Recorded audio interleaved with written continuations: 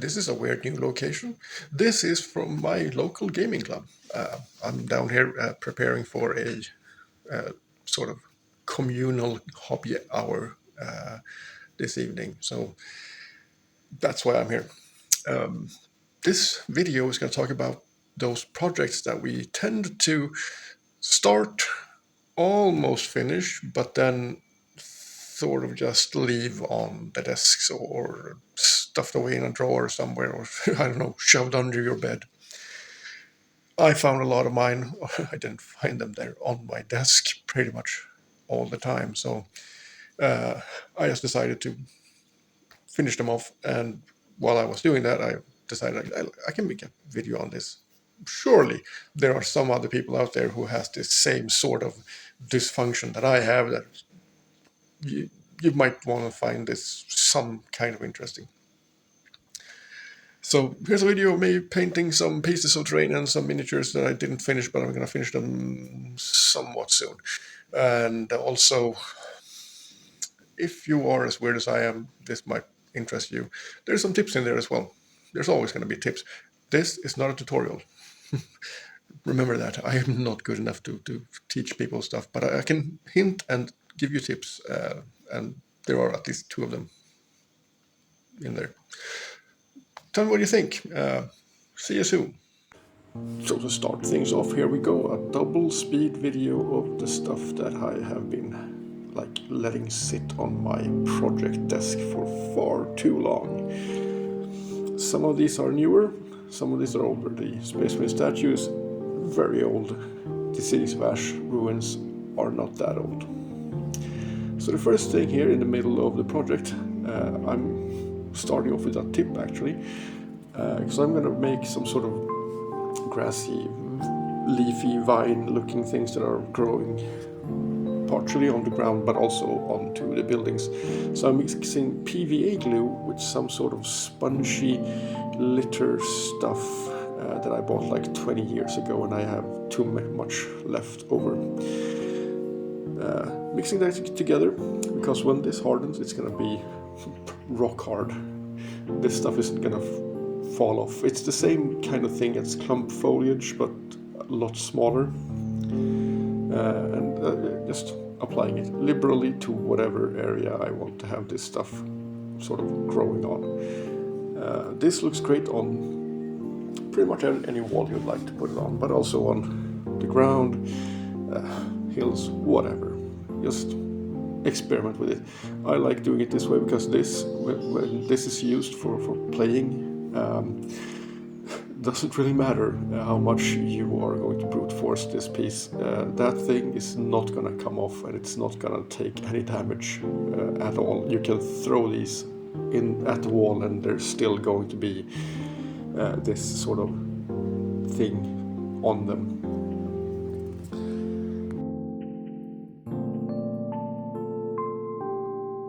One note on the Cities of Ash ruins, I like these. They are really nice for Mordheim and probably for the Spearhead game as well. I do, however, not appreciate the way these are constructed when you're going to build them, because those second story beams that are there, they are all different pieces and they are all differently numbered and not in order on the sprue.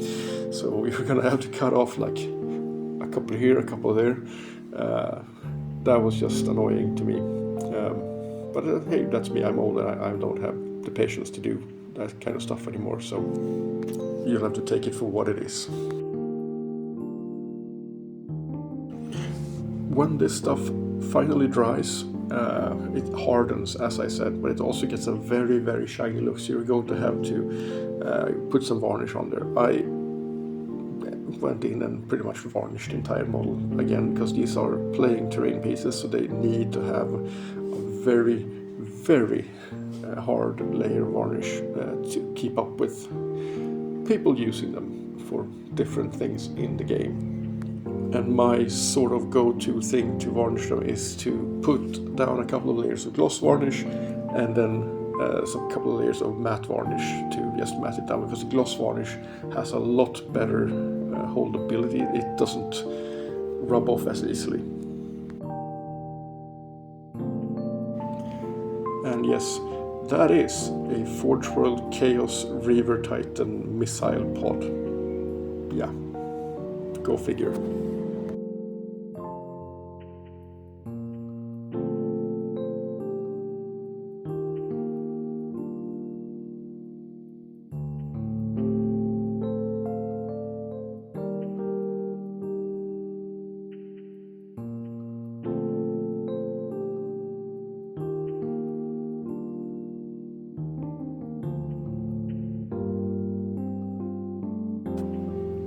Let's make a chemical spill, I guess. Just some green, crystal clear, that was clogged, so I used a needle to remove the clog, and here you go.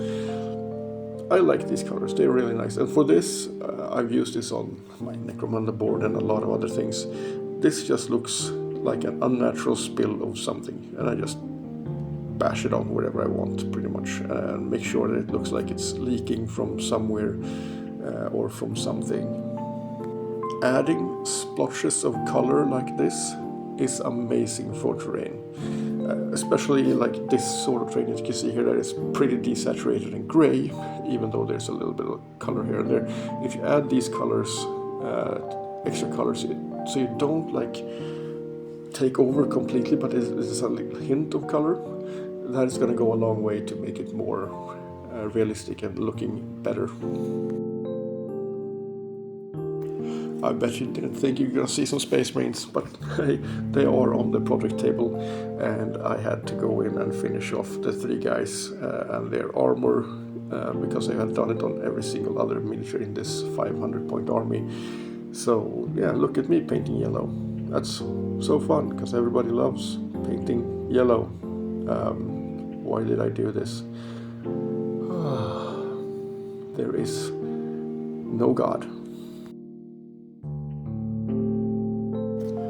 I am, however, very, very happy about this project, and I'm going to enjoy adding to it, actually, and I'm going to enjoy making a 11th edition Space Marine army that feels sort of like a 2nd/3rd edition Space Marine army, because I'm old and I like to be nostalgic now, I guess.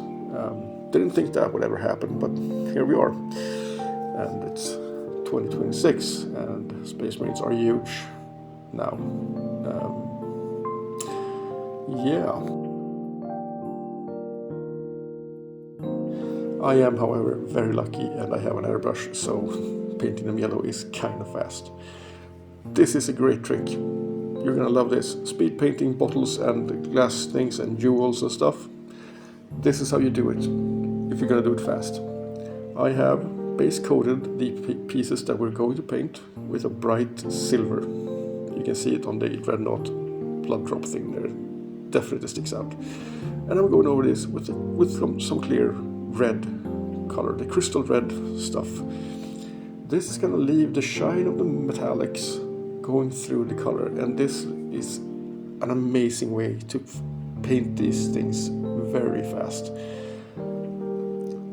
You know, it takes a lot of time to do the proper way of doing this, according to like some people, but this is just as effective and awesome. It looks great on the table, and if you've got stuff with like these small details here, this is just the best way to do it, hands down. Unless you're like a super good Golden Demon painter and you spend hours and hours and hours on painting these parts, but I don't think most people do that on their gaming terrain. So this is where we, the miniature gaming community, can get and take this piece of advice from, I think it is the scale modeling guys who actually do this a lot. So big up and respect and props goes out to those guys for doing this and being way smarter than we usually are. And now I'm taking the green one, the same I used for the chemical spill, and I'm just going over the bottles. This is a slightly less potent color than the red, so this is going to take a couple of layers to get it look like green glass, because I'm using it on the bottles here and not on anything other weird or high tech. But it's going to look perfect on the table. and perfect on the table is perfect for me. You know, if it looks good from like an arm's distance away, go for it. Don't overdo things that are going to be used till it's broken, pretty much. Make it look nice for the table, make it look okay, and that's all you really need.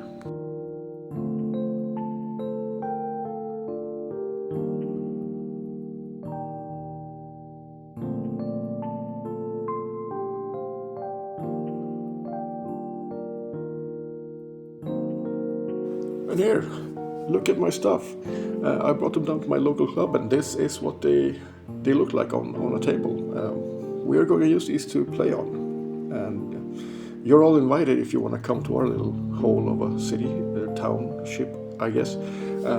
But yeah, they look great from a distance, and they are definitely playable. So project's finished, and I'm kind of happy about that. Feels kind of good to be able to get rid of them from my project bench and be able to play on them in the future.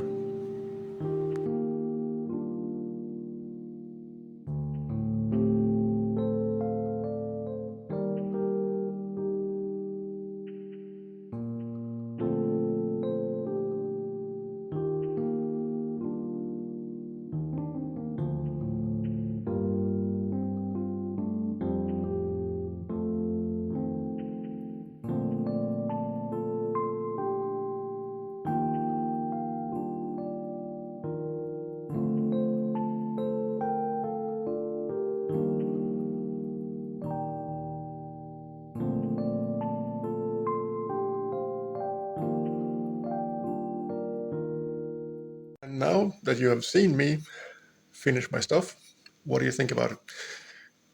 I would really appreciate it. I do appreciate everybody who watches my videos, and I also appreciate my subscribers and the people who like stuff and comment and all of those social media stuff. I'm really bad at social media, so if for any reason you're still here, you're probably as weird as I am. Card-carrying member of the Nerd Club. Well, this is the end of the video, and I'm gonna do another video for next week. It's not gonna be as lazy as this one.